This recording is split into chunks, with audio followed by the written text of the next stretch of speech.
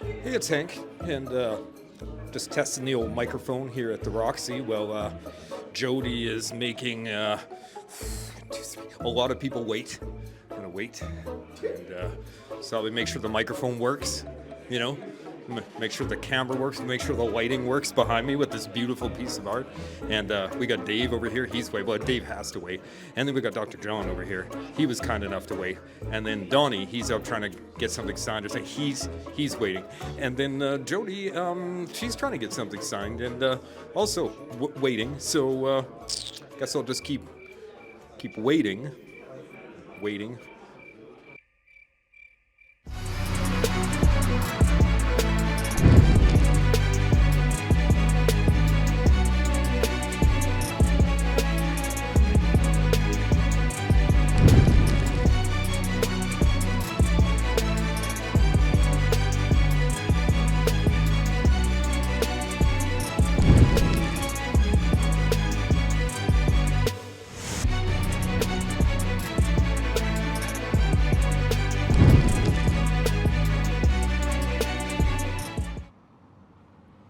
Hey Punchers, it's me Mari, and today we're at the Punch TV garage sale. Let's go!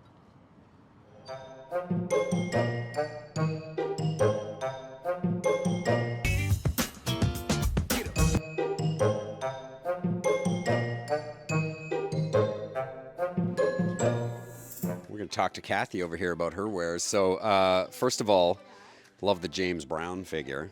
Action figures From The Simpsons. Is that yours?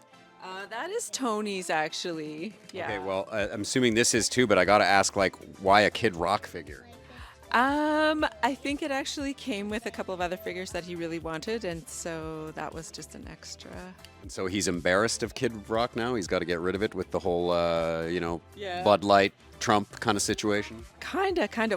What price did he put on it? $20, which was more than James Brown, the hardest working man in showbiz. Yeah, I'm not sure about that. Maybe he's collectible now that he's. That's a good question. I also noticed that if you watch the Christmas episode of Punch, my Christmas present is here. But that's not actually yours. That's not the one that's signed by George Lucas. Oh, so this is a different one. So you have several of these. Just two. Just two. Are you sure? You sure there's not 5 or 6? Just two. All right. What's the thing you like the least here that you'd like to get rid of the most aside from, Kid Aside Rock? from Kid Rock? Oh boy. I don't know. I think he's cool. I like him. I like Swamp Thing. I got to say the figure's kind of ugly though. It's really janky, but it's janky in a cool way. Yeah. Okay. So, what's the thing you like the best then and wish you weren't going to get rid of? I think that this dragon is super cool, but he takes up a lot of room, so there's not really room for him. No, but it's a pretty good price too. $25. Hey, here comes the man himself. Come on in here, Tony. So, question: why do you have a Kid Rock Simpsons figure? Okay, so there was a big auction that in Regina. There was an auction, and I bought a bunch of Star Wars stuff, and then they sometimes just threw stuff in. So, one of the auction things had Kid Rock, the other one had the James Brown. So why is James Brown the hardest working man in rock and roll $15, and Kid Rock, the kind of scumbag of the earth here, is $20? I think it's because he has like a little bend in his card. So when I was pricing them, I was going by the actual shape of them. I still think that James Brown with a little bend in his card is worth a lot more than Kid Rock. I agree. Did you see James Bond or James Brown when he came to Saskatoon? Unfortunately, I missed that show. Did It you? was an amazing show. It didn't stop. It was like 2 hours of nonstop just music. How many times did he do the thing where he goes down to his knees and then throws the cape off? Probably only 4 because he's pretty old. He was old at the time, so he didn't go down on his knees very often. Yeah, so.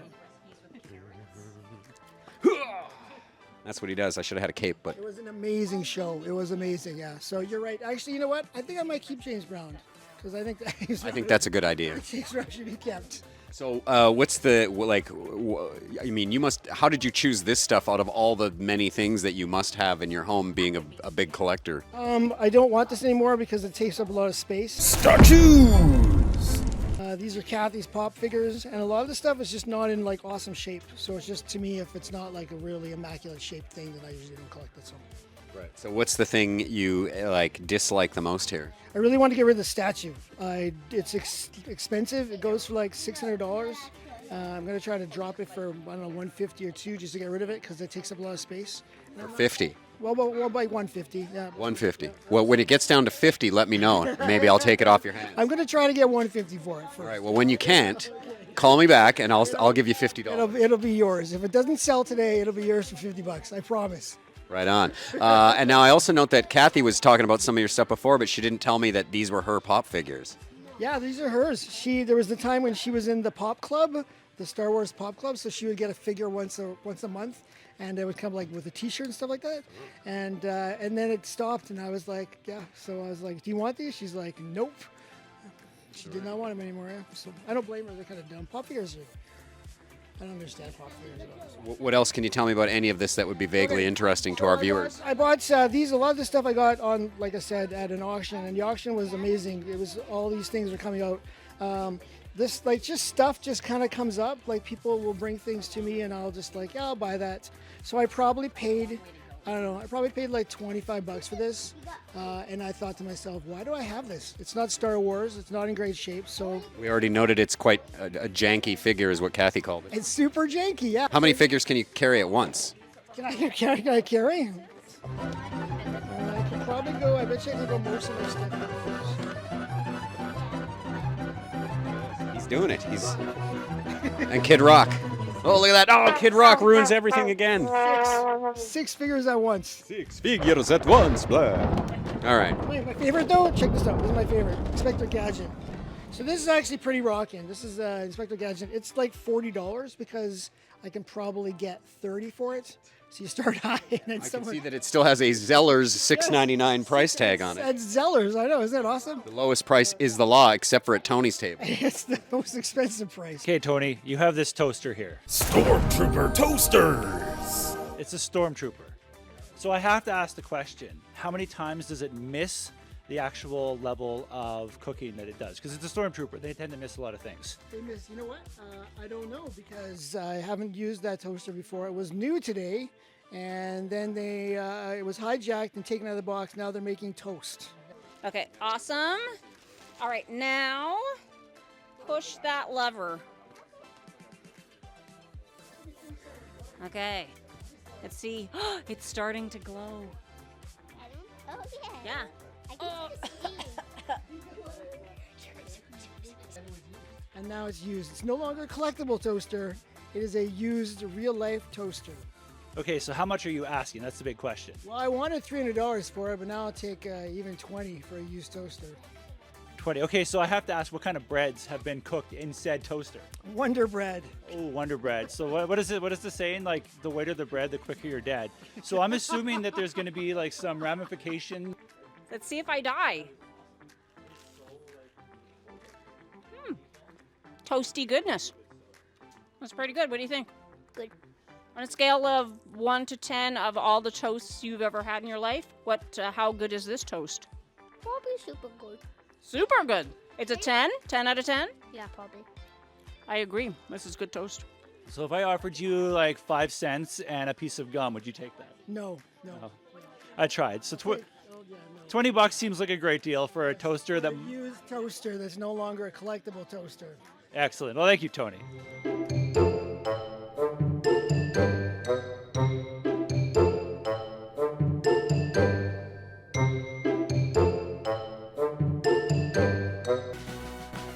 Punch TV is brought to you in part by Amazing Stories, providing Saskatoon with comics, games, toys, D&D, magic, and more for over 30 years. Online at AmazingStoriesComics.com. In person on 8th Street in Saskatoon.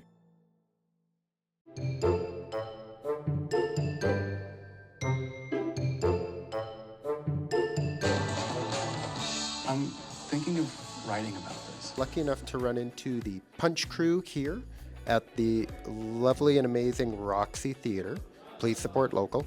And yeah, just caught paying for it, the movie by Suki Lee, Canadian celebrity.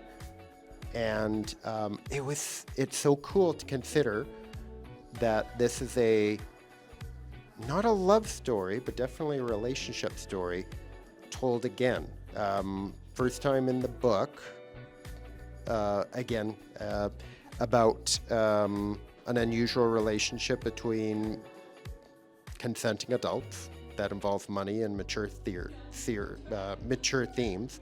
And then now a movie version of it, definitely with a heavy Sukian Lee stamp, which makes sense because it's her experience, and amazing Q&A afterwards revealing like tidbits like the film, the house that was filmed in is actually the house they were living in at the time. Just crazy details like that.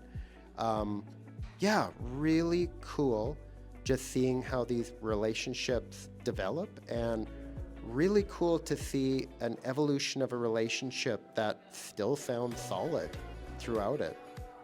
Yeah, really amazing. This is your first time. This is about what you want. Don Sparrow here, and I just saw Paying for It at the Roxy Theatre, and it was a fascinating translation. I loved that it was Sukian's point of view of this book, rather than just a direct translation of it, that it was sort of an added point of view, which was necessary. Chester's point of view can be very icy and very kind of cool, and so this had a little more heart, a little more emotion. Definitely an adult film, which it should, appropriately, because the subject matter was very adult, but a very faithful translation, and a fascinating time machine about Toronto in the 2000s and on. Very interesting observations about the passage of time, the growth of boy bands and Comic-Cons and stuff like that. So very fascinating and worthwhile film. Adaptations of Paying for It, directed by Sukian Lee, and there was a question and answer period after. It was very illuminating. We were super excited, and it was a great adaptation, very different from the book. I mean, this is more of I would say, a political treatise more than a relationship movie, but the movie itself was charming. It had a very 2000s kind of feel, which is when it takes place, and if you get a chance to see it, you should. You should also read this book if you get a chance. It has some really interesting views on decriminalization of prostitution and women's rights and all kinds of charged and politically volatile stuff. It's a fascinating read, and it's Chester Brown. I mean, he's great. From the Yummerfear days to right now, he's still putting out really quality material, and he's one of the unsung Canadian graphic novelists. You're not a cop, are you? Are you a cop? No. Hello, Punch watchers. Just here joining the Punch crew at the Roxy Theatre. Just got a chance to see Paying for It. I had a kind of a cool experience watching this movie, because when I was reading the book for the second time this afternoon, and maybe the first time in almost 20 years, I kept thinking, this is a book that only this guy could have made, that only this guy could have told this story, because he stuck so close to his own perspective. And now this adaptation struck me as an adaptation that only this woman could make, because she lived right alongside this story so closely. So I'm not sure I've ever seen that. I've seen it before in books, of course, but then having the adaptation be a completely new person's totally real and honest take on that story. So you should learn more about this book and about the film. But as far as a storyteller's perspective, just kind of taking over a project twice over, that's kind of what I got out of Paying for It, and really enjoyed it. Well, like a lot of Chester Brown's work, it is kind of a polemic. It's his point of view and a personal perspective on veering from possessive romantic monogamy, which he views as a negative, to shifting to just a life of a John, and the good things and the bad things that come with that. It's definitely a narrow point of view. I think he focuses probably on the good things more than he could, but that's his point of view, and there's other books to present the opposite. He does have other voices in there that voice some of that, but it is, and then it strangely turns into an unusual romance at the end, where he, through his lifestyle of being a John, which he never stops, he does find something that we would recognize as love, and in a sort of a fascinating way. And then, like any Chester Brown piece, it's got about 50 pages of inscrutable, tiny footnotes and deep research. But it's one of his more, it's strange to say heartfelt with Chester Brown, because it can be very icy, but one of his more heartfelt pieces. It's not real.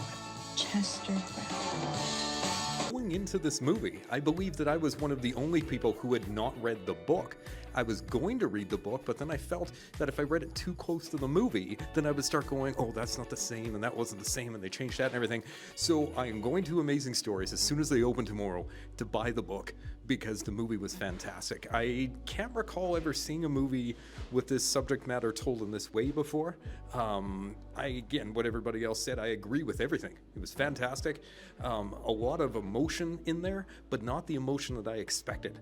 I expected to be more, I don't know, detached from it, but with the main character, I started to feel for this guy. Like from the very moment the movie started, I was like, oh. And then the things that he had to go through, but then the things that he discovered about himself, yeah, I think everybody's with me here. So check out @FisherCruise for the full review, but I'm leaning high 80s, low 90s, so you should check it out. Jealousy isn't natural. It's All right, we got Riley's stuff here. So you must have a giant collection. I have a few books, yeah.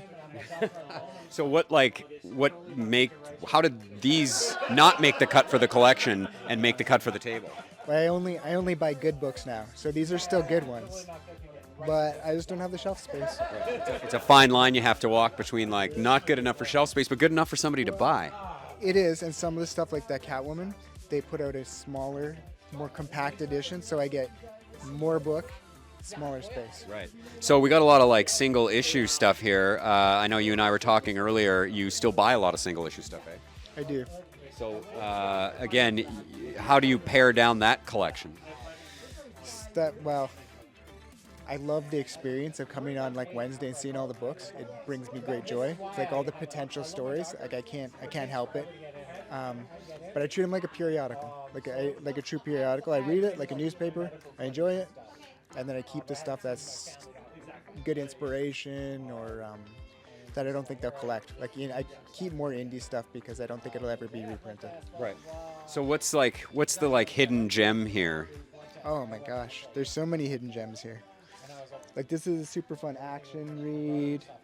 Monica's really great, but I only have so much space, so it's like the last Daniel Cloud book. So I was like, well, it's good, but it's not as good as the earlier stuff. Firepower is great, but I can't remember what I did with volumes 1 to 5, so 6 is there. And how's Joss Whedon's run? Books!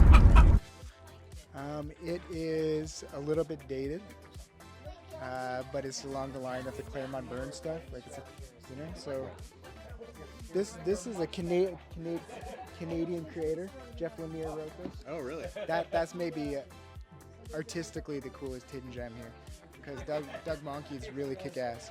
That did he did The Mask early in his career. How old is this? That's pretty new. And it's a done in one too. Oh, okay. Which is I like superhero stuff or like DCU stuff and Marvel stuff. That's all just in like one place. Right. Cool. Well, there you have it. That's Riley's stuff. I'm here with Jody, and she's going to tell everyone about all the amazing things she has to sell today. Well, these are a few things from my collection and Dave's collection that I thought I could thin out the herd a little bit. So years ago, Amazing Stories used to sell t-shirts, and then we blew them all out. We decided to not use the space for that anymore. And so I bought a whole bunch of shirts that don't fit me that had cool stuff on them, because my plan was I was going to turn them into little pillow covers. And I never did. So I thought, you know what? I think that dream is over, and it's time to pass these on to good homes, to good shirt-loving homes. So those are going, and you may remember this from a Punch episode. I think it was our Christmas special. Selling precious items. Hank and I made this together. My dad did that. Yes, it might be one of the only crafts he's ever done. That is true. My dad does not do crafts. I probably shouldn't be selling this. Destroying precious memories. Walking all over Hank's thoughts and feelings. We thought the pillow was priceless, but apparently not, because it's being sold for $2. Time spent with Hank is meaningless. Memories have been destroyed. Really, it's pretty great. It's got Galactus. It's pretty awesome. Be a great gift for anybody. And then Dave is a puzzle fiend, and he goes through puzzles like crazy. and they were stacking up with like dangerously high. So I asked him to like go through and pick out the ones that he needed to keep, and then the ones that could go. And it was about 50-50. So we've got a pile here of good puzzles. So yeah, and all cheap, all priced to clear. Yeah. All right, this is the Art of Haggling with Craig and Tony. So we've got this James Brown Simpsons figure that we've already established is quite awesome. Tony, you're asking $15 for it. Yes, I am $15. All right. Well, now I noticed that the card is a little bent and stuff here. How about I give you nothing for it? I'll take 14. 14. Okay, let me think about that. I mean, he is the hardest working man in music, in showbiz. How about 0? I really need the money. I'll go 5. 5's pretty good. Should I take that 5? I think I can get him lower. That's the key to haggling is they'll always go lower. How about 0? $1. How about 0? It's yours. 0, and I get to bring home a James Brown action figure. That's how you haggle, folks. That's the art of haggling. I would never make a friend pay for anything I have, ever. Oh, what a sweet guy. Except for Hank. Damn it. That statue's fun.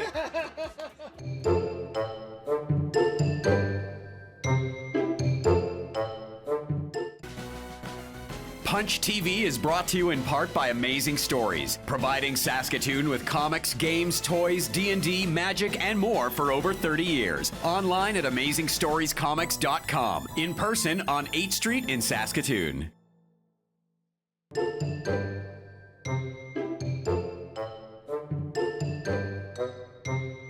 Hi Punchers, it's me Marri, and today we're at the Prairie Pop Culture Celebration. So, let's go!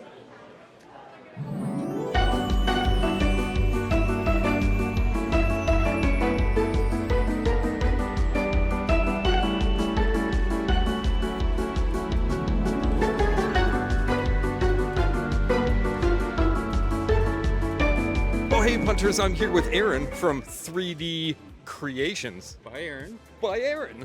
And everything that we have seen here is amazing. And all of these 3D printed? Yes, absolutely. We print these at home in our basement. We have over 24 machines. And it's non-stop between me, my wife, my oldest girl starting to get into it. And my youngest is just starting. She's only 10. So just slowly working into it. So for people that don't know, like how big are these 3D printers?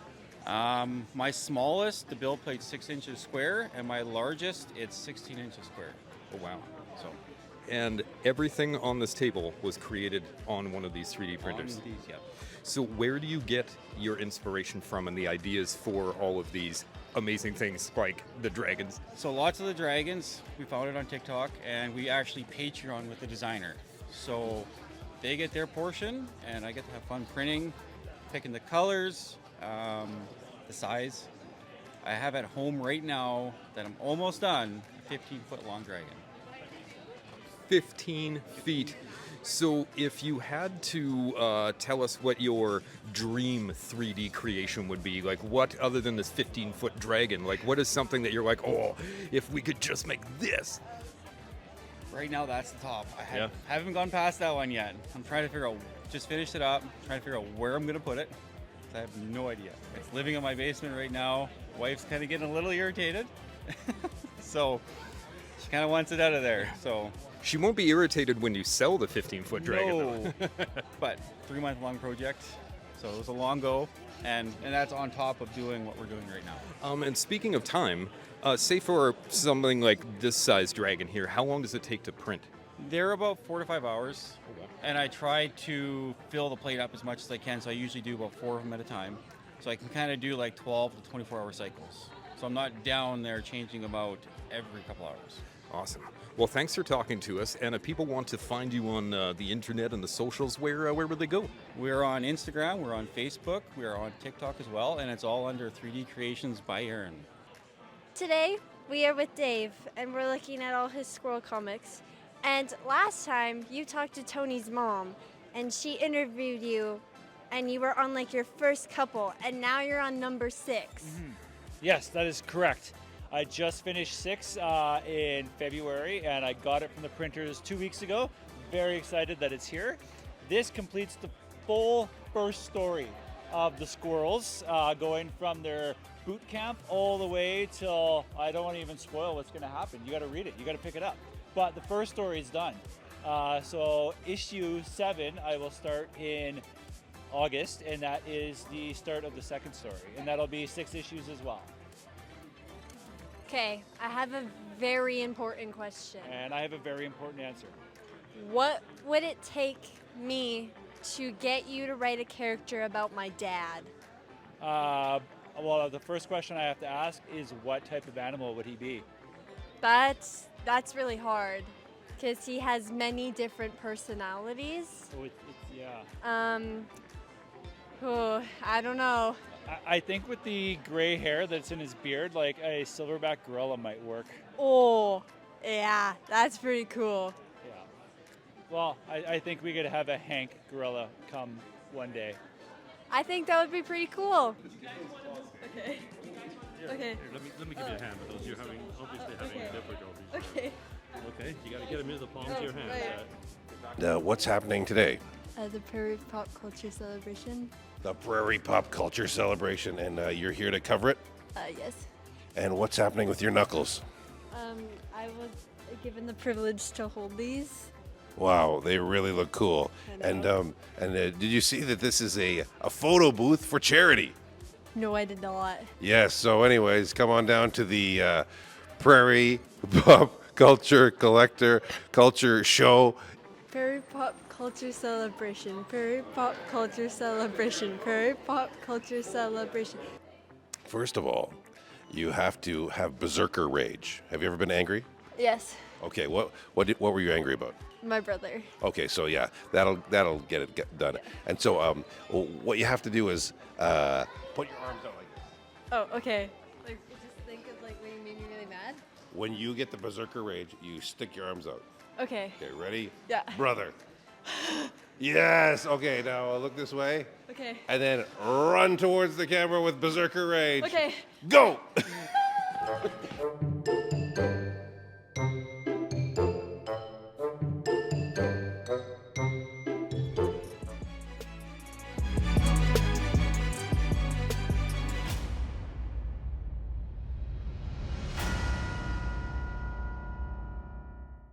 Okay, Craig, I have a question for you. Okay. What is the best way to get a date? The best way to get a date is, I'll tell you my slogan actually, and I know this is making your dad feel self-conscious, so I'll tell him the slogan because he could learn from this. The slogan is lift weights, get dates.